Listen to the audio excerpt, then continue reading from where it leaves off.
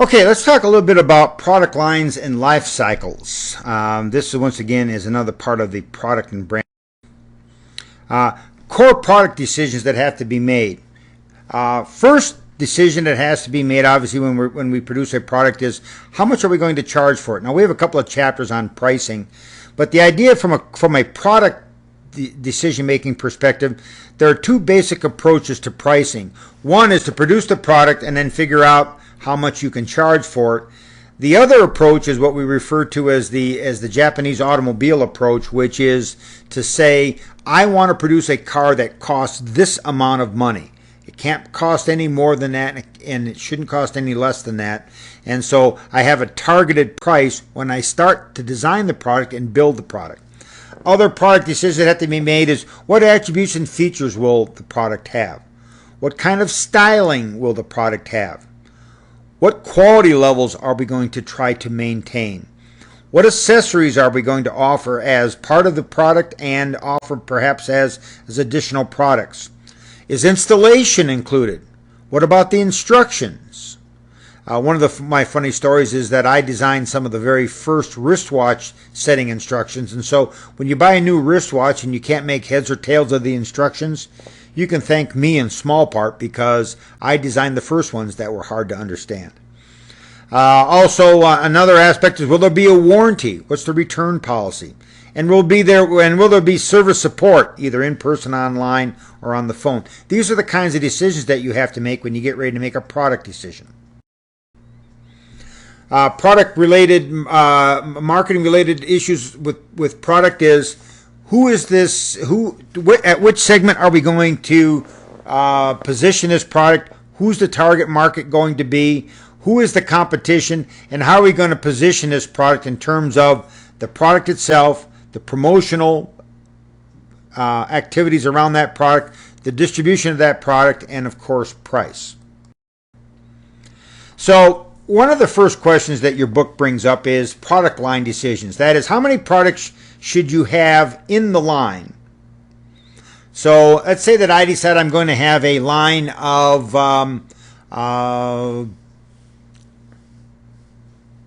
running shoes. Okay. Well, how many different models of running shoes should I have in the line? Or I'm going to have a line of I'm going to start my own little brewing company. I'm going to sell beer. Well, how many different product lines of beer how many products should I have in that beer line? Okay, so the purpose of each item in a product line is to analyze that in terms of the sales that product has, the profits associated with that individual product, and the position it holds in the line and competitively. Certain products we have in the line simply because the competition has one in the line right there, and so we have one to compete directly with the competition's products. Next, the question is how many, so in terms of the idea of how many products in the line, what about adding products to the line once I've established it? Think about something like an automobile company. Well, there are a couple of approaches to adding new products to an existing product line. One is called line stretching up. And this, of course, would mean that what we do is we add a product at the top of the line. That is, we have all the other products that we've had in the line, and we add a product at the very top of the line, a product that's better than all the other products that we have in the line, more expensive. And, of course, the problem with line stretching up is that, in many cases, consumers aren't willing to pay the extra money because they don't associate those prices and those products with your brand. There is the issue of line stretching down, that is adding one at the bottom of the line. Two problems with line stretching down. One is that it may, at the end of the day, hurt the overall image of the brand because now you have more products at the lower end of the spectrum. And then the other problem with line stretching down is the potential for cannibalization. So when Mercedes offers a brand new low-end car to their line, or BMW offers the 100 series cars to their line, they are of course hoping that they're going to have more new customers who couldn't afford BMWs come in and buy the 100 model. But they may also find that people that were contemplating buying the 300 model slide down and buy the 100 model, and of course that is not what BMW is hoping to do. Of course, the other alternative for line stretching is you line stretch in both directions at the same time. While that may confuse customers a little bit, the idea is that the balance remains the same. You might do some line filling. This is where I add a product between two products that exist in the line. If you're familiar with the BMW series of cars, they had the 1 series, they had the 3 series, the 5 series, and the 7 series. They added a 1 series, but then they also added a 4 series, which of course would obviously be between the 3 series and the 5 series. Why would you line fill? Well, you might line fill because you need that product in the line because of the competition, or maybe you need that product in the line because there is an unfulfilled want and need by consumers for a product in that line. One of the dangers when we put a product in the line is we'd like customers to sell themselves up from the lower level product, but there is the possibility they might sell themselves down from the upper level product. And of course, we want people to sell themselves up, not down. Another product line decision that might affect how many products are in the line is called line pruning. That is deleting products in the line. Companies hate to delete products, but it's a necessity to make sure that the product line is modern and to make sure that the product line is not carrying models that simply don't sell anymore. Some other product line decisions is the whole concept of line modernization. How do I keep my line modern? How do I modernize it? Buick just went through a decision process where they took some of their sedans out of their line and added another SUV to their line. This is part of their line modernization strategy.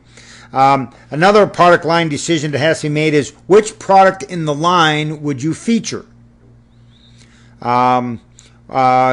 One approach is to feature the best product in the line. So if you're Cadillac, you would take your big giant Cadillac SUV called the Escalade, and all of your ads would be about the Escalade, showing customers how good your top of the line product is, with the idea of creating a halo effect for the other models in the line. Another approach would be to advertise the lowest end product. You see Mercedes doing a little bit of this, where they actually market how inexpensive it is to buy a low end Mercedes. $28,000 you can buy an entry level Mercedes. And of course the idea would be that once you get to the store, they are going to try to trade you up from the C series to the top of the line E series, to the C series, to the top of the line of the E series, and on and on and on. Now, there is one illegal version of this sort of a strategy, and this is called bait and switch, something that you ought to at least be familiar with. The idea behind bait and switch is I advertise to you a product that I have no intention of actually selling you. So when you come, so I say that, we've got a $21,000 Mercedes on the lot, brand new Mercedes, $21,000. But when you show up, I point out to you that, well, they're all gone. But even if it was here, it wasn't really a Mercedes. It was a Mercedes made in some foreign country. And so it wasn't a real Mercedes. It was sort of a fake Mercedes. And this is the idea behind bait and switch. That is, I bring you in based on one product, but then I have no intention of selling you that product, and so I've baited you to come in, and then once you get there, I try to switch you to another product. That's an illegal product line upselling strategy. Other product mix decisions would be not only how, so we have the issue of depth, that is the number of items to have in a line. We also have the issue of width, how many lines to have. And of course, if we put the number of lines and we put the number of each items in the line, we have a total number of items, which is called length or assortment. This is width and depth. This is called length. And so if you think about something like a convenience store has a very shallow product line setup. That is, they only have one or two brands of anything, but they have a very wide mix because they have lots and lots of different products. And so convenience store is an example of a product mix that has an assortment that is shallow but wide. A specialty store would be just the opposite of that. A specialty store would be a store that doesn't have very many product lines. Maybe it only sells running shoes, but it has lots of items in the running shoe line, lots of brands, lots of styles and sizes and uses for those products. And so for a specialty store, they might end up with the same length or the same length in terms of products, the same number of products as a convenience store, but they get there in a very different way. Theirs is narrow and deep. Next, product mix decision is the issue of consistency. Have you ever gone into a store and everything looks like it belongs there, but except something doesn't look like it really belongs there? All right, that's the issue of consistency. Is the product mix consistent? An example of this is something like Foot Locker. If you go to a store called Foot Locker, you would expect to buy stuff for your feet, hence the name Foot Locker. So they sell shoes, all kinds of shoes, and they sell socks. And that makes good sense. But then they also sell a number of other things. For instance, they sell warm-up suits, and they sell travel bags, and in some cases they sell things like tennis balls and tennis rackets. And that's a question of product mix consistency. Now, one of the reasons that someone like Foot Locker does that is because some of those products I mentioned are complementary.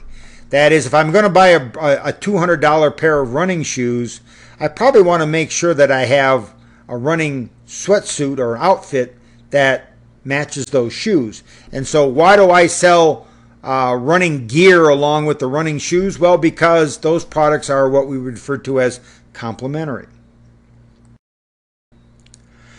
The next thing is something that your book spent some time talking about. It's called the product life cycle. The idea behind the product life cycle is that all products start out at the introduction stage, they get to the growth stage, the maturity stage, and then eventually they decline. This is what we in theory development call a tautology, because what the product life cycle basically says is that for every good, sales will go up and then eventually sales will go down. And you can say, well, I can give you some examples, Jack, of where that's not happened. Well, all my response to that is it just hasn't happened yet. So this is what's called a tautology. In reality, all products will experience this. Sales will go up and then eventually sales will go down. The idea behind the product life cycle is this idea of understanding where products are in a life cycle and then managing them accordingly. So we have the introduction stage, we have the growth stage, and then of course in the growth stage is when customers become aware of the product, sales grow at a very fast rate, new competitors come into the product, there's lots of sales, lots of excitement, lots of buzz. Eventually products then hit a maturity stage. When they hit the maturity stage, what happens is that sales tend to flatten out, total industry profits tend to go down, competition becomes much keener because there is not a lot of new primary demand, and so everyone to increase the sales for their product have to get customers from someone else. And then of course in the decline stage, sales are going down, some of the competitors are leaving the marketplace, and people have to decide how they're going to deal with the decline stage for products. The idea here is we have a little chart that the book talks about, and that is a chart that talks about competition, the product, the price, promotion, and the distribution strategies during the introduction stage, the growth stage, maturity stage, and the decline stage. A couple of quick things about the product life cycle that concern me, and one is it is very, very difficult to tell where in the product life cycle individual products are. So take something like a laptop computer. Where's the laptop computer in the product life cycle? Well, some of us might say the growth stage, late growth stage. Some might say the maturity stage. Some might say the decline stage. What about tablets?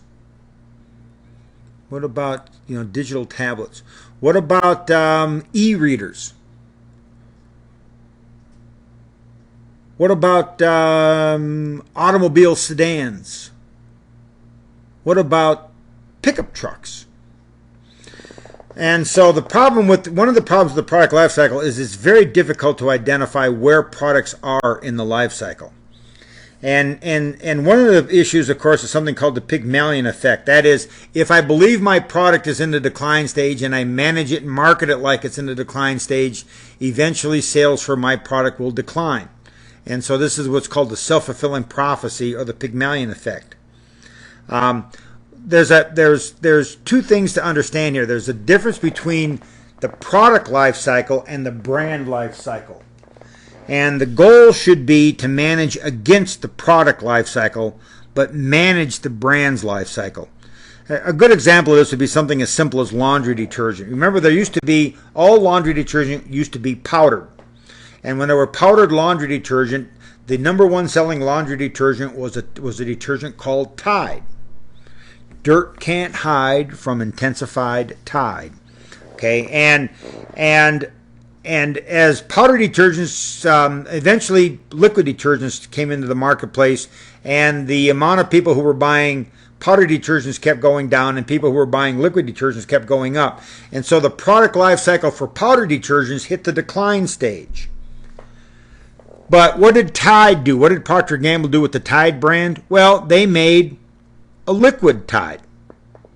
And then when liquids slowed down, then they made tablet Tide, and then they made concentrated Tide, and so if you think about this, you manage against the product life cycle, but you manage the brand's life cycle to keep the brand alive over time. And of course, as products move through the life cycle, this emphasizes the need for new products.